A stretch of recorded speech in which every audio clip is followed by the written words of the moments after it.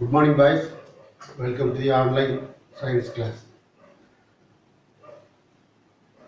Now we are studying about optics, the second chapter in physics. In the last class, we studied about the rules in lens and also the variable possible positions of object and the various possible positions of the images formed. கடந்த கிளாஸில் ஒளியியலில் லென்ஸில் உள்ள ஒரு பேசிக் rules 3 rule பார்த்தோம். அதுபோக பொருட்கள் எந்தெந்த இடங்களில் இருப்பதற்கான வாய்ப்புகள் 6 இடங்களில் இருப்பதற்கான வாய்ப்புகள், அந்த பொருட்களுக்கு ஏற்ப பிம்பங்கள் உருவாகக்கூடிய இடங்கள், அதற்கான வாய்ப்புள்ள இடங்கள் என்னன்னு பார்த்தோம். First one, the object may be at infinite. The object may be at infinite, that is a greater distance from 2f. The second position, the object may be beyond 2f, second position. Third position, the object will be at 2f. And the fourth position, the object will be in between 2f and f, or c and f. Then the fifth position, the object may be at f.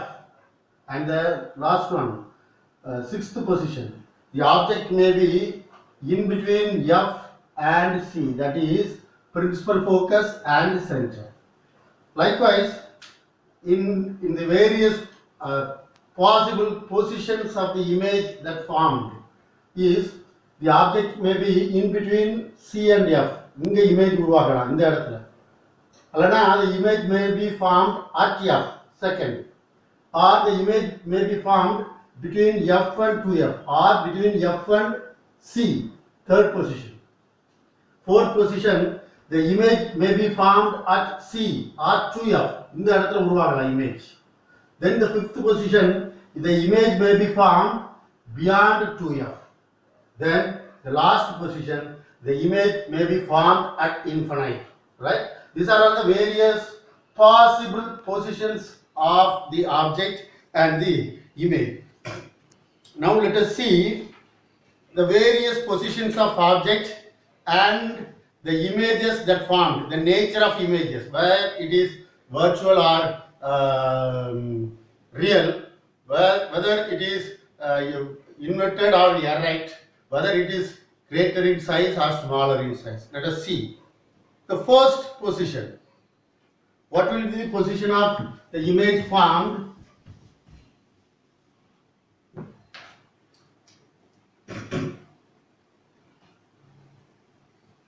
This is the lens, this is principal focus, this is f, and this one 2f, this is c, f, 2f or c.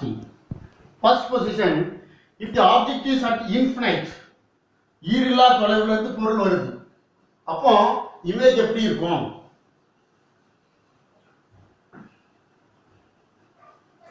When the object is at infinite, the light rays from the object will come parallel to the principal axis. The light rays from the object will come parallel to the principal axis and it will converge at C. When the object is at infinite, the light rays from the object will come parallel to the principal axis and it will converge at F. So what type of images will we get? When the object is at infinite, we will get a diminished image, a real image at F. 3 points you have to find out. When the object is at infinite, we will get the image at F, and it is a real image and it is diminished. இதைத்தான் நீ பாப்பா சின்ன வயசுல lens வச்சு நீ விளையாடி பார்த்துருப்பா. சூரியன் மேல இருக்கும், லென்ஸ் வச்சு அப்படியே ஃபோக்கஸ் பண்ணுவோம், ஒரு அந்த சூரியனுடைய பிம்பம் ஒரு சின்ன டாட்டா தெரியும். அது பேப்பர்ல அந்த பிம்பத்தை நீ கன்வெர்ட் பண்ணான்னா அந்த பேப்பர் மெதுவாக எரிய ஆரம்பிச்சிடும். இல்லைன்னா தாழ்பூல அப்படி வச்சா டார்க் எரிய ஆரம்பிச்சிருக்கு. நீ பார்த்து பண்ணி சின்ன வயசுல விளாட்டி இருப்பான். லென்ஸ் எப்படி சன்னுக்கு நேரம் அப்படி பிடிச்சி அதனுடைய இமேஜை ஒரு தாளில் நீ கன்வெர்ஜ் பண்ணான்னா automatically it will start burning. உன் கையில் அந்த இமேஜை நீ விழுற மாதிரி நீ வச்சேன்னா உன் கை அப்படியே பொத்துடும். அதில் அது ரொம்ப ஹீட் ஆகிடும்.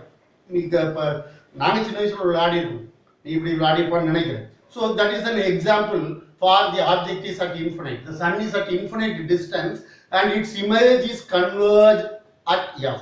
So when the object is at infinite, we get the real image, a diminished image at F.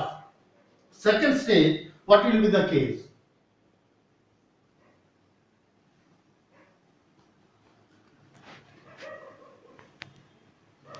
Here the object is beyond 2f.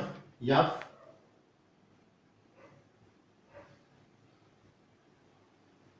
2f or c.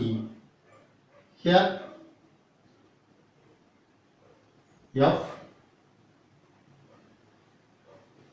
2f.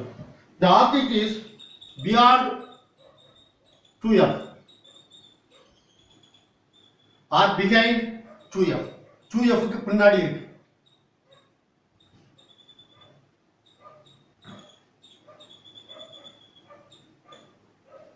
இதான் ஆப்ஜெக்ட். அப்போ இதை எப்படி கண்டுபிடிக்கிறது? ஒரு லைட்லே பேரலலா வரணும்.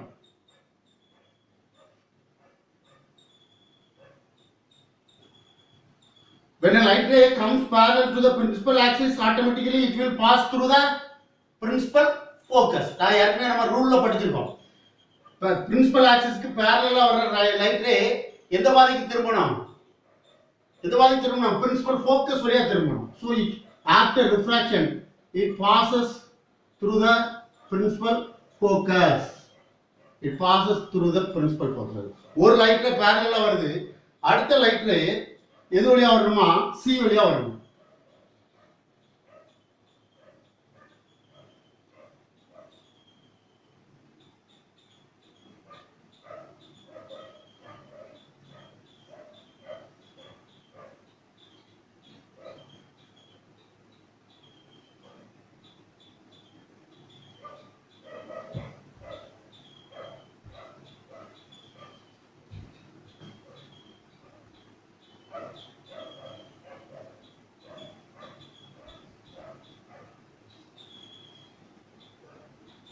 So we get image between f and 2f. We get image between f and 2f when the object is behind 2f or beyond 2f. 2f க்கு பின்னாடி இருக்கும்போது நமக்கு இமேஜ் என்ன கிடைக்குது? f க்கும் 2f க்கும் இல்லனா f க்கும் c க்கு இடையில எப்படிப்பட்ட image? Inverted image, a real inverted and small size. மூணு எங்க கிடைக்குது? between f and 2f. between f and 2f. நல்லா கவனிச்சுக்க. when the object is at infinite, we get a real diminished image at f. when the object is beyond 2f, we get a real inverted smaller size image between f and 2f. then what is the third case? முதல்ல infinite beyond 2f, அடுத்த stage என்னது? object should be at 2f.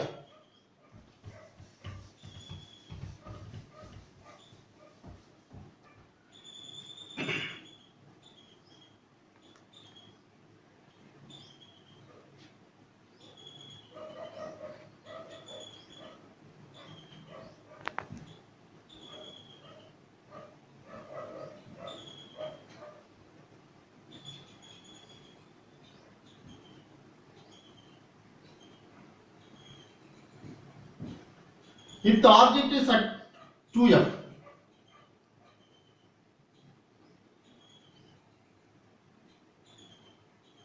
ஒரு light ரே பேரலலா போகணும். பேரலலா போய் எது வழியா திரும்பணும்? f வழியா திரும்பணும். அடுத்த லைட் ரே எப்படி போகணும்? ஆப்டிக் சென்டர் வழியா போகணும்.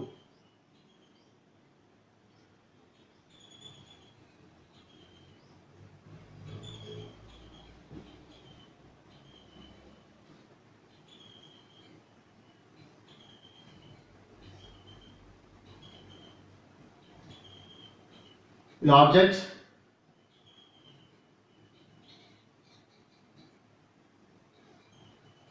is the image.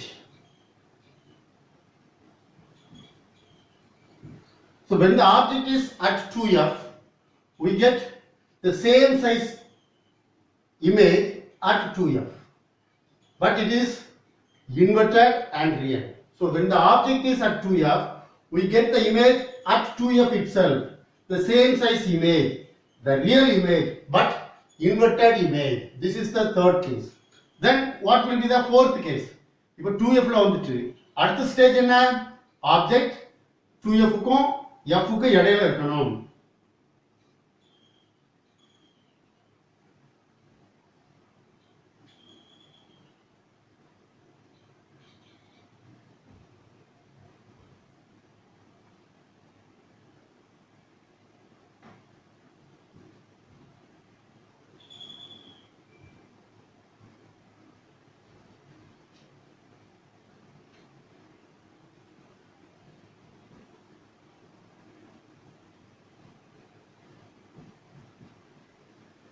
f க்கும் 2f க்கு இடையில ஆப்ஜெக்ட்.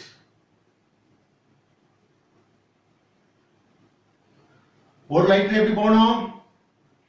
parallel போகணும். parallel போனா அந்த லைட் எந்த பாதைக்கு வெளியே வரணும்? f வழியா வெளியே வரணும்.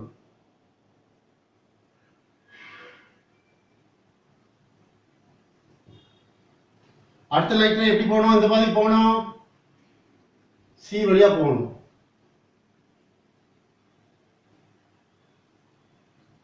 C வழியா போகும்போது அது எந்த விதமான ரிஃப்ராக்ஷனும் இருக்காது.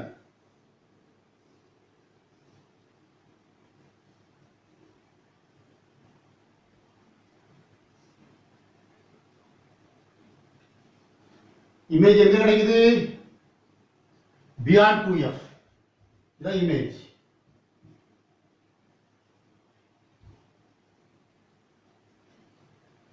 So when the object is between f and 2f, we get image beyond 2f.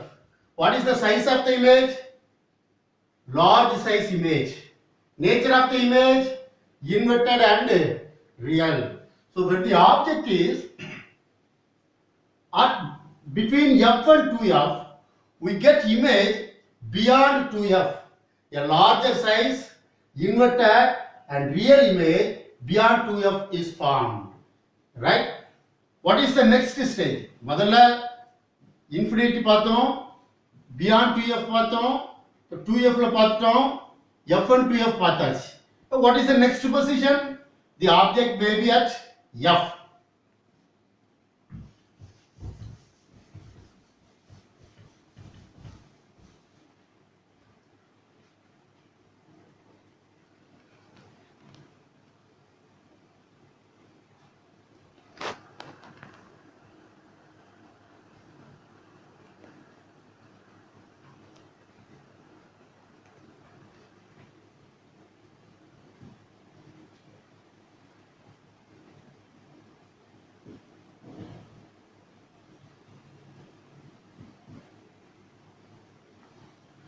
If the object is at f,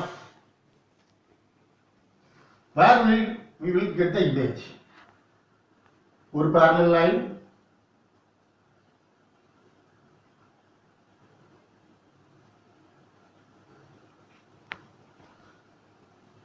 principal axis க்கு parallel போனா எந்த பாதைக்கு வெளியே போகணும்? லைட் ரே f வழியா வெளியே போகணும்.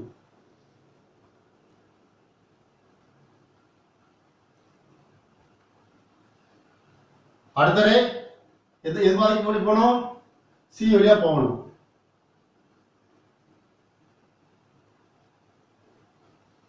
So the light ray will go on. We will get the enlarged image at infinity. Yeah, we will get the enlarged image at infinity. A real enlarged image at infinity. This is the fifth case. So if the object is at f, we will get an enlarged image at infinity. Object infinity ல இருந்தா f ல கிடைக்கும். Object f ல இருந்தா இன்ஃபினிட்டில கிடைக்கும். உங்களுக்கு புரிஞ்சிருக்கும் நினைக்கிறேன். முதல்ல நம்ம பார்த்தது when the object is at infinity we got the image at f, diminished image. But when the object is at f we got image at infinity, right? Then what is the next case? Last one.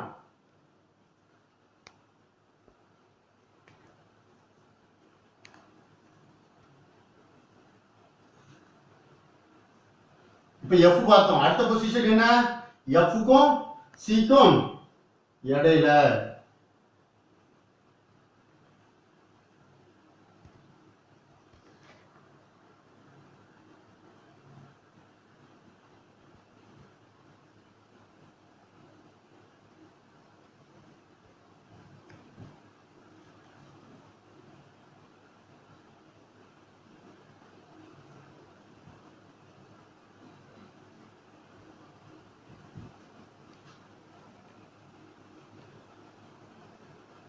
இது object.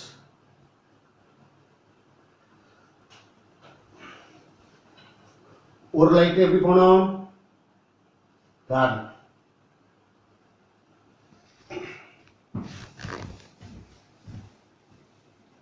ஒரு லைட்டே parallel.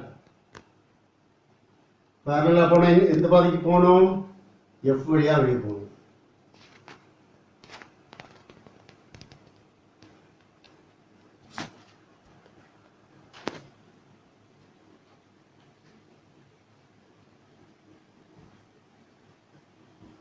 அடுத்த light எந்த பாதைக்கு போகணும்?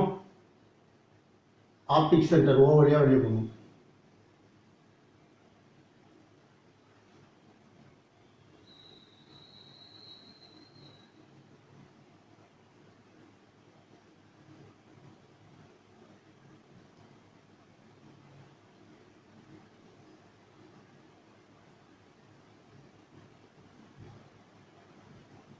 We get an enlarged image at the same time. இதுவரை நம்ம பார்த்தது எல்லாமே ஆப்ஜெக்ட் லென்ஸுக்கு இடப்பக்கம் இருந்துச்சுன்னா இமேஜ் லென்ஸுக்கு வலப்பக்கம் இருந்துச்சு, அப்படிதானே?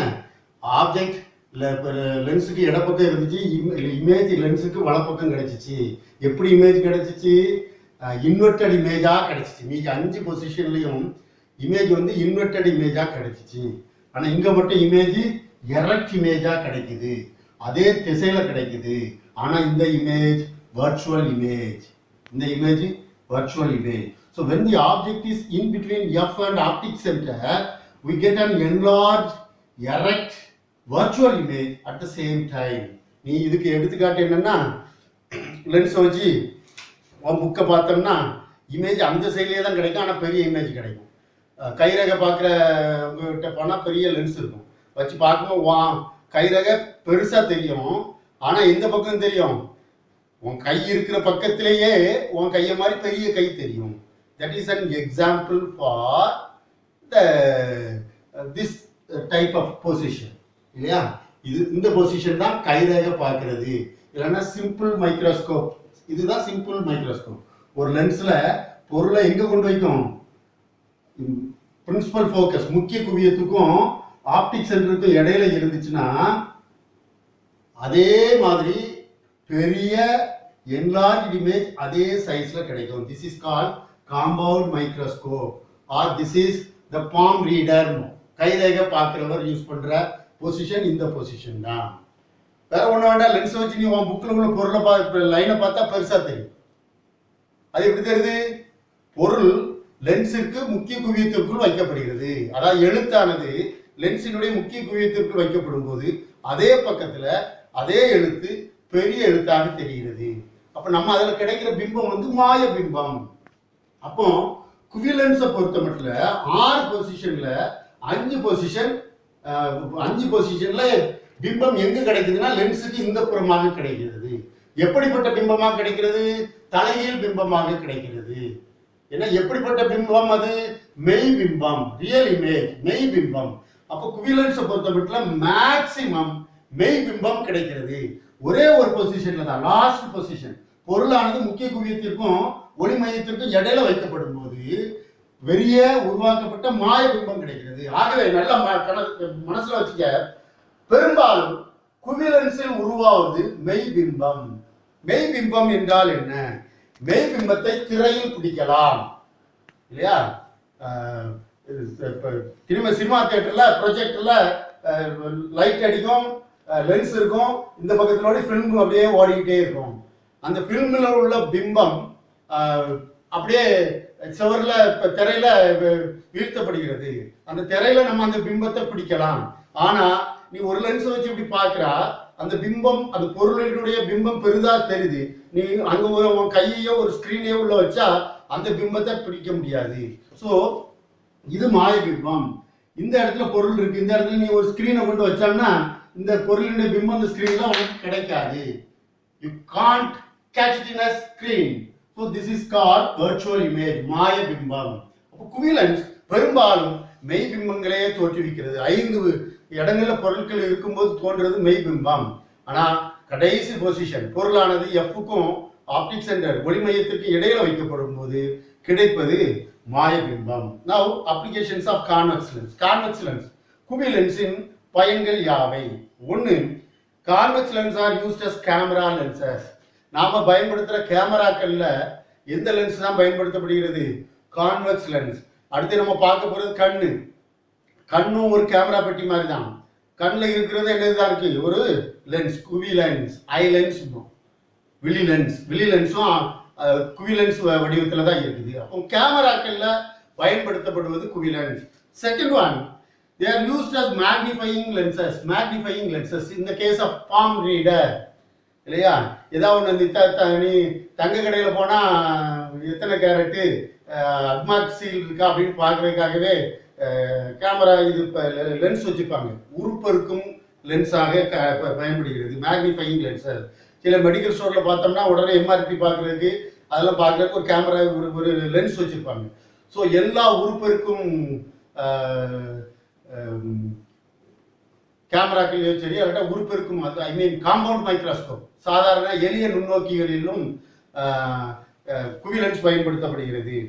They are used in making microscope and telescope. தொலைவில் உள்ள பொருட்களை தெளிவாக பார்க்கறதுக்கும் சின்ன பிளட் டெஸ்ட் எல்லாம் வச்சிருப்பாங்க, காம்பவுண்ட் மைக்ரோஸ்கோப் இல்லையா? அந்த மாதிரி மைக்ரோஸ்கோப்புகளையும் பைனாக்குலர் இதை போட்ட தொலைநோக்கிகளிலும் கான்வெக்ஸ் லென்ஸ், குவி லென்ஸ் பயன்படுகிறது.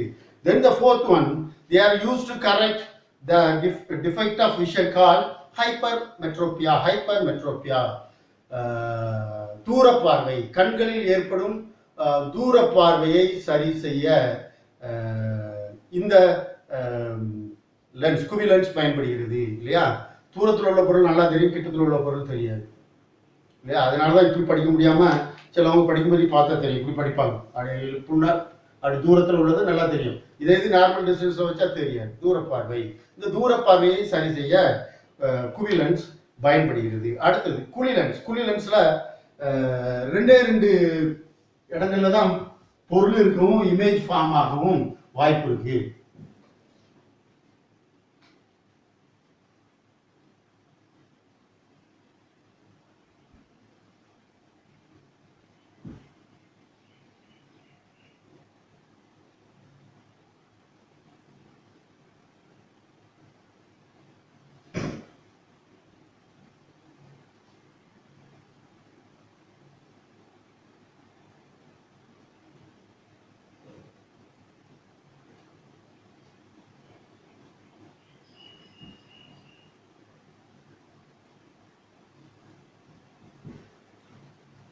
பொருளானது ஈரில்லா தொலைவு இன்ஃபினைட். பொருளானது ஈரில்லா தொலைவில் இருக்கும்போது பிம்பம் எங்கு உருவாகிறது? ஈரில்லா தொலைவில் இருந்து ஒளிக்கதிர்கள், பொருளில் இருந்து ஒளிக்கதிர்கள் முக்கிய அச்சுக்கு இணையாக வருகிறது.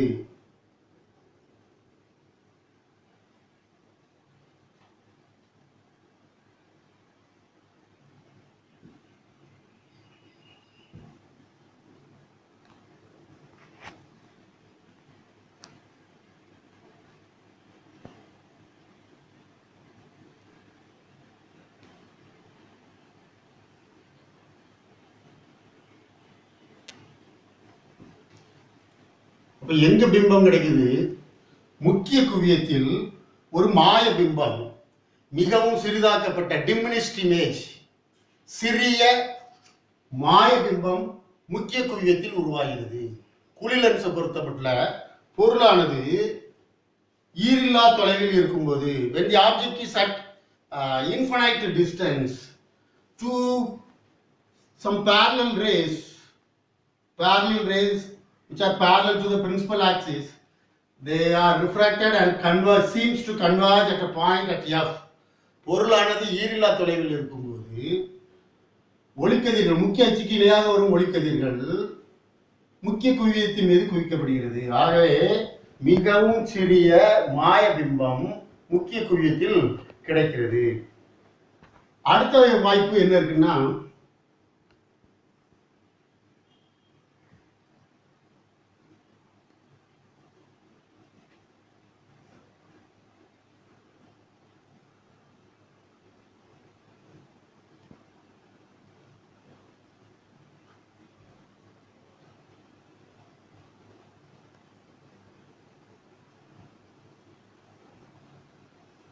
பொருளானது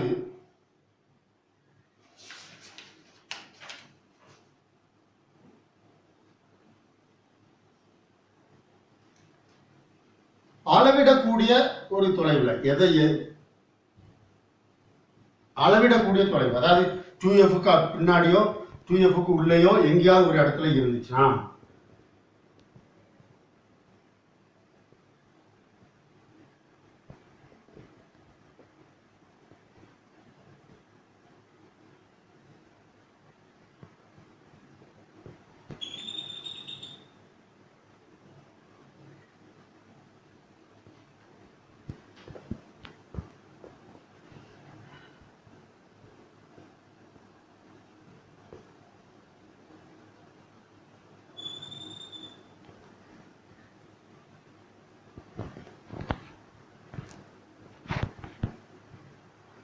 பொருளானது அளவிடக்கூடிய தொலைவில் இருந்தால் பிம்பம் எப்படி கிடைக்குது? இதுதான் எஃப்க்கும் ஆப்டிக் சென்டர் ஓவுக்கும் இடையில, எஃப்க்கும் ஓவுக்கும் இடையில ஒரு சிறிய நேரான மாய பிம்பம் கிடைக்கிறது.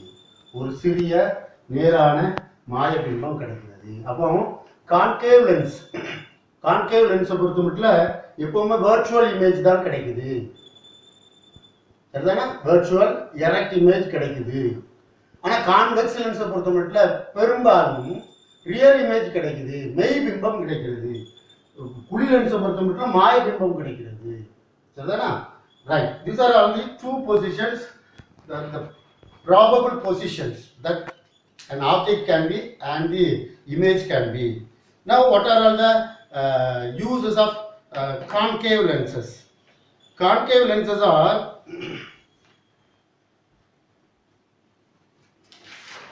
used in Galilean telescope. Galilean தொலைநோக்கியில் கான்கேவ் குழி லென்ஸ்கள் பயன்படுத்தப்படுகிறது. They are used in wide angle spy hole in the doors. They are used as a spy hole in the doors. வீட்டு கதவில் உளவு பார்ப்பதற்காக வைக்கப்படும் லென்ஸ். சமீப காலமாக எல்லா வீடுகளையுமே வைக்காங்க. யாராவது ஒருத்தர் வந்து மர்ம நபர் வந்து சும்மா தட்டுவான், நம்ம யாருன்னு திறக்கிறதுக்குள்ள கழுத்தில் இருக்க செயினை பறிச்சுட்டு போயிடுவோம். அதனால இப்போ வீடுகளில் யாரை வந்து தட்டினாலும் உடனே திறக்கிறது கிடையாது. There will be a spy hole. அதில் ஒரு கான்கேவ் லென்ஸை வச்சுருப்பாங்க. அப்போ அந்த கதவு முன்னாடி ஒருத்தர் இருக்காங்கன்னா அவன் வந்து எஃப்க்கும் 2Fக்கும் இடையில அவனுடைய இமேஜ் இருக்கும். அதனால் எஃப்க்குள்ளே இருக்கும். அப்போ நம்ம பார்க்கும்போது அந்த உருவம் பெருசாக தெரியும். ஸ்பை ஹோல் அதான் பார்த்துங்க. இப்போ பல வீடுகளில் வச்சுருக்காங்க. இந்த கண்ணாடி கதவுல சின்ன ஓட்டை போட்டு அதில் கான்கேவ் லென்ஸ், குழி லென்ஸ் வச்சுருப்பாங்க. வெளியே நிற்கிறவருடைய உருவம் நமக்கு அழகாக க்ளீனாக தெரியும். மூன்றாவது, they are used to control the defect of vision called myopia. கிட்ட பார்வையை சரி செய்ய பயன்படுகிறது. கிட்ட பார்வைனா என்ன? அருகில் உள்ள பொருட்களை தெளிவாக பார்க்க முடியும், இது நல்லா தெரியும். ஆனால் தூரத்தில் வர்றது யாரு என்னதுன்னே தெரியாது இல்லையா? கிட்ட பார்வை, அருகில் உள்ள பொருட்களை மட்டும் தெளிவாக பார்க்க முடியும், தூரத்தில் உள்ள பொருட்களை தெளிவாக பார்க்க முடியாது. இந்த குறைபாட்டை சரி செய்ய குழி லென்ஸ் பயன்படுத்த படுகிறது.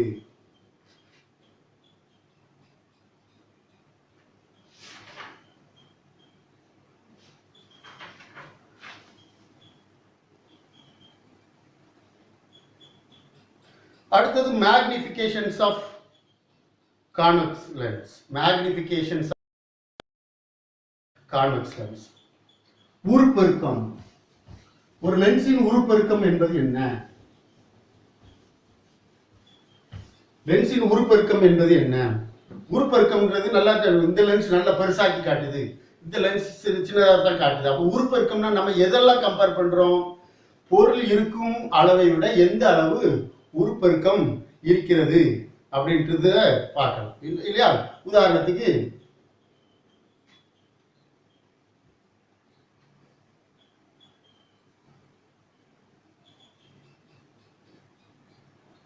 F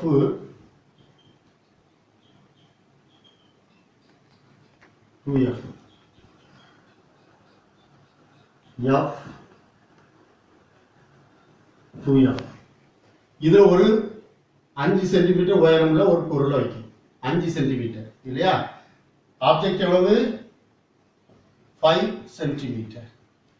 இப்போ இந்த லென்ஸ் ஒளிக்கதிர் இப்படி போகுது, பேரலா போகுது. எந்த பாதைக்கு திரும்பணும்னு போட்டு பார்த்துருக்கோம்? F பாதைக்கு திரும்பணும்னு பார்த்துருக்கோம். அடுத்த ரே எந்த பாதைக்கு போகணும்னு பார்க்கோம்?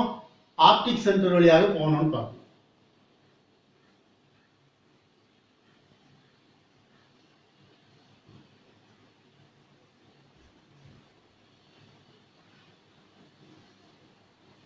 இது இமேஜ், இது இமேஜ். இது 5 சென்டிமீட்டர் இருக்கு. இமேஜ் இப்ப எத்தனை சென்டிமீட்டர் இருக்கு? 15 சென்டிமீட்டர் இருக்கு. இமேஜ் 15 சென்டிமீட்டர் இருக்கு. அப்போ இந்த லென்ஸ் உருப்பெருக்கி இருக்கா இல்லையா? இதனுடைய உருப்பெருக்கம் எவ்வளவு? இது எவ்வளவு மேக்னிஃபை பண்ணுது? அப்ப நம்ம எதெல்லாம் கம்பேர் பண்ணுவோம்? ஆமா, இது உருப்பெருக்கம் பண்ணி இருக்குது. ஏன் சொல்றோம்? இமேஜ் பெருசா இருக்கு, ஆப்ஜெக்ட் சின்னதா இருக்கு. இமேஜினுடைய உயரம் 15 சென்டிமீட்டர், ஆப்ஜெக்டினுடைய உயரம் 5 சென்டிமீட்டர். சோ மேக்னிஃபிகேஷன் உருப்பெருக்கம் m is equal to பிம்பத்தின் உயரம் by பொருளின் உயரம். பிம்பத்தின் உயரம் h2 ன்னு வச்சுக்கிடுவோம். இதனுடைய உயரம் h1. அப்ப magnification is equal to h2 by h1. Magnification is equal to h2 by h1. சரி, இப்போ இந்த உயரம்னா இப்படி பார்த்துக்கலாம். இப்போ ஒரு கல்லை மேக்னிஃபை பண்ணுது. நம்ம கல்லுக்கு சரியான உயரம் கண்டுபிடிக்க முடியாது. கல்லுக்கு சரியான உயரம் கண்டுபிடிச்சு எல்லா பொருட்களுக்கும் உயரத்தை சரியா கண்டுபிடிக்க முடியாது இல்லையா? பொருளின் அளவு சரியா கண்டுபிடிக்க முடியாது. ஆகையினால அப்படி இல்லாத பட்சத்துல மேக்னிஃபிகேஷன் எப்படியும் கண்டுபிடிக்கலாமா? Magnification is equal to image distance v and object distance u. So magnification is equal to v by u. இப்படியும் இதுவும் பொருந்தும், இதுவும் பொருந்தும். அப்ப இதுல முக்கியமான 2 ஃபார்முலா இருக்கு. மேக்னிஃபிகேஷன் உருப்பெருக்கம் என்பது பிம்பத்தின் உயரம் பை பொருளின் உயரம், அல்லது பிம்பத்தின் தூரம் பை பொருளின் தூரம். மேக்னிஃபிகேஷன். அடுத்தது லென்ஸ் ஃபார்முலா. இந்த லென்ஸ் ஃபார்முலா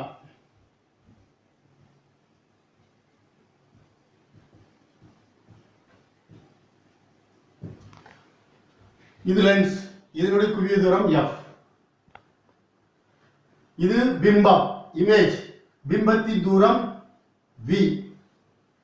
இது பொருளுக்கும் லென்ஸுக்கும் உள்ள தூரம், பொருளின் தூரம் u. இந்த மூணையும் சேர்த்து இதுக்கு ஒரு ஃபார்முலா உண்டு. இதுல எது கொடுத்தாலும், எந்த 2 கொடுத்தாலும் நீ அடுத்த ஒண்ணு கண்டுபிடிக்கணும். அதாவது லென்ஸ் ஃபார்முலான்னா என்னதான்? 1/f is equal to 1/v minus 1/u. 1/f is equal to 1/v minus 1 by f. இது லென்ஸ் ஃபார்முலா. சரி, இந்த லென்ஸ் ஃபார்முலாவை எப்படி கண்டுபிடிக்கணும்? இதுக்கு பெரிய சில ரூல்ஸ் இருக்கு. கார்ட்டீசியன் சைன் அல்லனா சைன் கன்வர்ஷன். இந்த தூரத்தை எப்படி அளக்கணும், இந்த தூரத்தை எப்படி அளக்கணும், இந்த மாதிரி சில ரூல்ஸ் இருக்கு. That we will study in the next class. Cartesian sign and sign convention. அது ஒரு பேசிக். இந்த லைட் சாப்டர்ல சைன் கன்வென்ஷன் வந்து ஒரு பேசிக். அதனால அது கொஞ்சம் டீட்டெயிலாக பார்க்கலாம்னு நினைக்கிறேன். இப்போ டைம் கிட்டத்தட்ட ஆயிட்டு. அதனால let us see in the next class. See you, bye.